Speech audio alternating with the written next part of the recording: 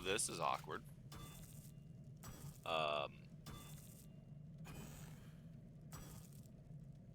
So I know I said at the end of the last video, I might have 80 smithing, div and craft, but, getting the 70 to 80 smithing without any combat stats isn't going to happen. As you can see with my stats, I have mostly done smithing over the last few days. I did fire making purely just to make smithing easier. There was a couple of dungeoneering runs with Dustin just to see how the Ironman dungeoneering was, and it's not bad.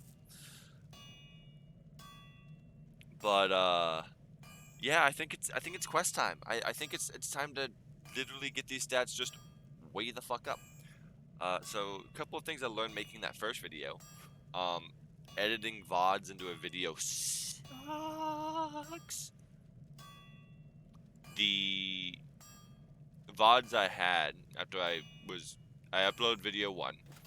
I started trying to make video 2 from the VODs of days 1 and 2. And everything corrupted.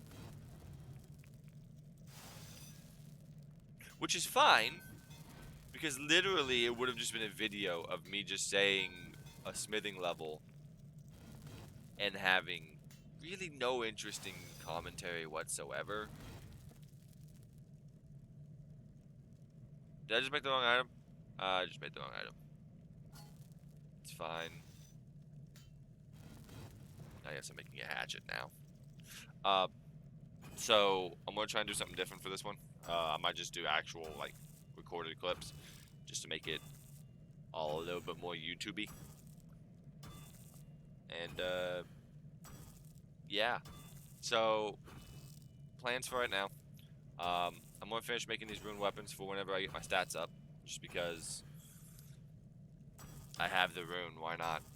And then it's just going to be probably either a montage of quest clips, or with maybe sea shanty in the background. I don't know. Or I don't know. We'll see. We'll see. Alright, so the first idea is if I do some of these quests that have higher like monsters as a requirement, like say waterfall quest, I'm gonna want food. So first things first, I'm gonna get fishing up to where I have lobsters. This way, whenever I run past Moss Giant or run past anything that actually, hits hard, I'm not eating food that only heals a little bit. As far as the quests that I'm doing,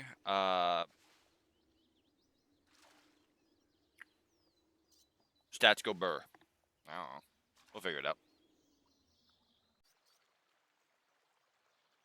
You know, I don't miss this one bit. What I do miss is the fire that was always here on Old School. Well, see you when I'm 40. Wee. Okay, so we didn't get to 40 fishing and cooking. That got boring really quick. Decided to start our quests now. Also, I'm doing voiceover because my mic was muted during all of this, or it was muted on my recording software. I'm not quite sure. So first we do blood packs so we can get our charge bow and our air staff. This way we can do some troll slaying training in the future. We then go to Restless Ghost. Easy quest, gets us our Ghost Speak Ammy, gets us a little bit of prayer XP. I don't use the rewards yet because I just completely forgot that they were item rewards, but I'll claim those here in a second. We're going to do this. We're going to get Cook's Assistant done, and then I'm going to go murder a lot of trolls. So here's the reward screen for Restless Ghost. And as you can see, prayer lamp, 5 prayer bones. They give like 200 each.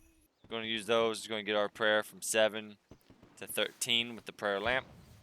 And then this combat lamp from doing Blood Pact is going to give us our strength from 9 to 10. So well as raise the other stats a little bit. So far, 2 quests in, lots of prayer levels. I like it. We're then gonna go to Cook's Assistant, iconic quest. In RuneScape 3, it's a lot different. You can't just go grab egg, flour, and milk. You have to do quest-specific items of those. But it doesn't give us a cooking level because we don't have level 1 cooking, so it's not much. Also gives us a bunch of sardines. In here, just went on a mass murder, just trying to get range and mage to 40. Which I don't know if I have the clip in here, but I have them at 40 by the time I leave here. I fell asleep on the iPad killing these, and then came back to it in the morning. Still, probably I hate this more than I hate cutting gems for crafting. I'm not gonna lie. But hey, 40 range and 40 magic right around the corner, using that charge bow and that air staff we got from Blood Pact. Highly recommend doing that. Okay, so after the mass troll murder spree, we went to Violet is Blue. This gives you 3 lamps that you can use for experience to raise a stat way more than you should for a quest that you can access pretty much at the beginning of the game. But it's an adorable quest. It's Christmas themed, so if you're a fan of Christmas, I highly recommend anyone to do this quest. Plus, Violet is just adorable. She thinks she's a Yeti because she was raised by Yetis. Probably one of the cutest quests in the game. Reward, get some quest points, get some lamps, get a title. Now we can be called the Yeti if we want. Here we're going to go to the second Violet is Blue quest. Now the Christmas themed quest. Highly recommend it. Very easy to do, especially if you use the wiki. Very simple. It's going to give us another 3 lamps and some... And of course, those wonderful, wonderful quest points that we're going to need more of to get more money on this character. Here, I'm going to use 1 lamp. Come on, past ace. Pick something. On construction. 1 on summoning. And I think I put this one into herb lore. Wow. I really didn't know. Oh, no. I put it in 100. Wait. Wait. Thinking about it. Thinking about it. There's the herb lore. Okay. There we go. Point into herb lore. Gets us some early herb lore levels because we all know how hard that is to level at the beginning. How in the heck do I get out of this place? I'm just going to... Yeah. Now take this back to Here we are at the end of Druidic Ritual. Again, a quest that's been changed quite a bit since old school, so don't go into this thinking it's going to be the same. I feel Thunderbolts and lightning, very, very frightening. Wait, oh, no, wrong thing? Okay. Just basically knocking this out so we can get that quest point. It gives us a little bit of herbal XP. It does give us materials to make 25 attack potions, so that's nice. Definitely going to be using those to get a level or 2 in the future. Moving on to Wolf Whistle. This one is a summoning introduction quest. Again, this would normally give you a level or 2 in summoning at the beginning, but seeing as we're doing it after putting a lamp into it, it's not going to give us much. Again, just want those easy quest points so that we can get that first reward from May later on, which we will be doing this episode because I want to show you guys what the reward is, what you get from it, and how it really helps Ironman. Moving on over to the east, we got Gunner's Ground. We helping a dwarf, Wu, barbarian, who he was very shy to talk to, and now he is the village poet. You're going to be living in the old Romeo and Juliet house. If you guys have played old school RuneScape, you know which house that is. You can also go there to get some easy crafting experience, not levels. You can do like 3 times. You engrave 3 rings for him, and it's just easy XP. The wiki has more information on that. But more importantly, he gives a lot of quest points because this quest replaced the Romeo and Juliet one. So that one by itself gives 5 quest points. We also get a lamp. We get some swanky boots, which you know I'll be rocking for a little bit. And with these lamps, they don't give much. They give 200. It's like, I don't even know what to put them in because it's just like everything I want to put them in, you can't put it into a level 1 skill. And I don't want to hang on to them. So I just put it into archaeology because, I just was like, I just want this out of my inventory. Moving on over to Drainer Manor. getting Ernest the chicken done. Still hate the lever room with a passion. Highly recommend looking at a wiki for it. I mean, on RuneScape 3 though, it's all color coded. You can figure it out. It's a fun puzzle to figure out, but I ain't got time for that. Here we have the weirdest quest reward so far. Gives you a bunch of eggs. Gives me feathers, which would have been nice episode 1, but nah. Gives me a bunch of eggs too. After that, we're going to head outside of Draenor Manor and do Swept Away. This gives us the goulash, which is 10 lamps basically that you just keep using a bowl on the goulash to give more XP. And you get a broomstick, which I don't know has a use, but if you want to whack someone with a broom, comes in handy. Alright, and after using all 10, basically we got some experience into fletching, some experience into construction. Here we have Goblin Diplomacy, another easy iconic quest, except somehow his armor magically changes colors after he leaves. Ta-da.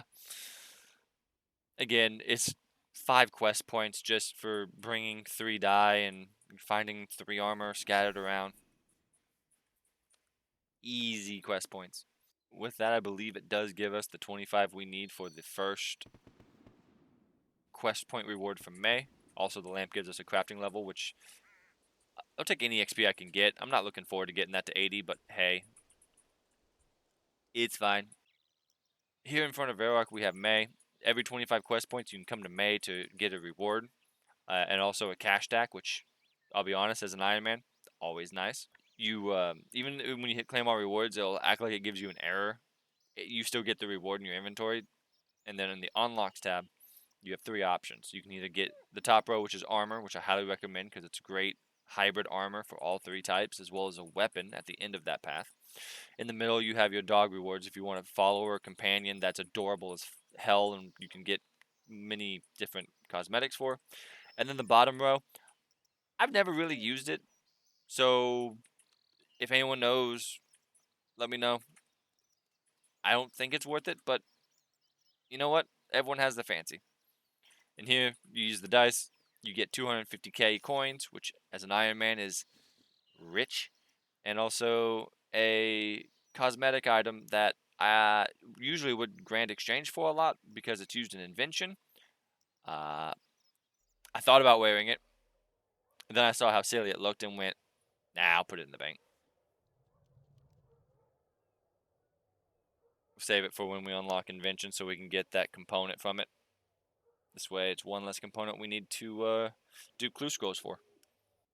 After all those, I think 11 quests we've done, I'm going to sit here and try and get my rune crafting up. I'm going to try and aim for 50 so that we can get Viswax. This way I can just get some quick tellies or reset Jack of Trade aura.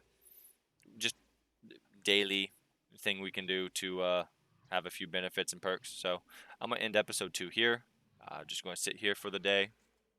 Maybe it may not even take a day. It may just be a couple hours. I forget how fast this goes. And just going to try and get 50 rune crafting and then hop back on those quests. Because, yeah, I only got a third, a fourth of what I've wanted to do. You can only do quests so many at a time before you just start getting bored and want to do something else. So, this is all. If you have any feedback, comments, let me know. Greatly appreciate it because I'm kind of just doing all this blind. So, any help is appreciated. Sorry if this was a little bit more of a boring episode, just full of quests and rewards. Next time, I'll try not to have the mic muted the entirety of it. I gotta figure out why it was.